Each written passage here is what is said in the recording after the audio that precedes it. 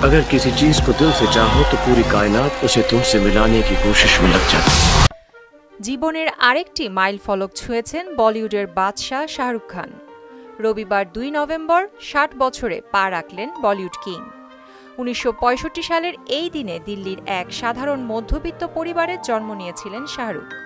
স্বপ্ন ছিল বিশাল, আর সেটাকেই তিনি বাস্তবে রূপ দিয়েছেন।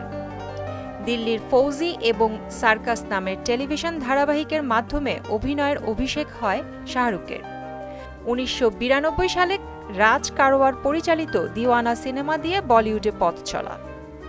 তারপর থেকে আর থেমে থাকতে হয়নি তাকে। জানা গেছে নিজের আলিবাগ ভিলায় পরিবারের সদস্য এবং ঘনিষ্ঠ বন্ধুদের সঙ্গে জন্মদিন উদযাপন করছেন তিনি। ইতোমধ্যেই অতিথিরা ১ নভেম্বর থেকে সেখানে পৌঁছে উৎসব শুরু করেছেন। এই জন্মদিনকে আরও বিশেষ করেছে শাহরুখের নতুন ছবি কিং এর ঘোষণা।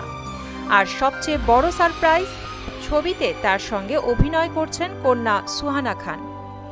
এই প্রথমবার বড় পর্দায় একসঙ্গে দেখা যাবে বাবা মেয়েকে। কিং এর মাধ্যমে ২ বছরের বিরতির পর বড় পর্দায় ফিরছেন শাহরুখ।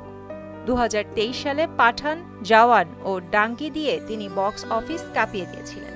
জন্মদিন উপলক্ষে ৩১ অক্টোবর থেকে শুরু হয়েছে ২ সপ্তাহের SRK ফিল্ম ফেস্ট।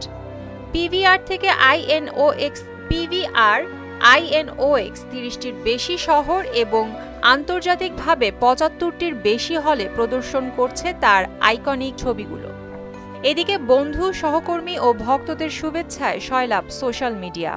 ফারহা খান লিখেছেন, শুভ জন্মদিন রাজা, আরও ১০০ বছর রাজত্ব করো। পশ্চিমবঙ্গের মুখ্যমন্ত্রী মমতা বন্দ্যোপাধ্যায় বার্তা দিয়েছেন, আমার ভাই শাহরুখ খানকে জন্মদিনের ভালোবাসা।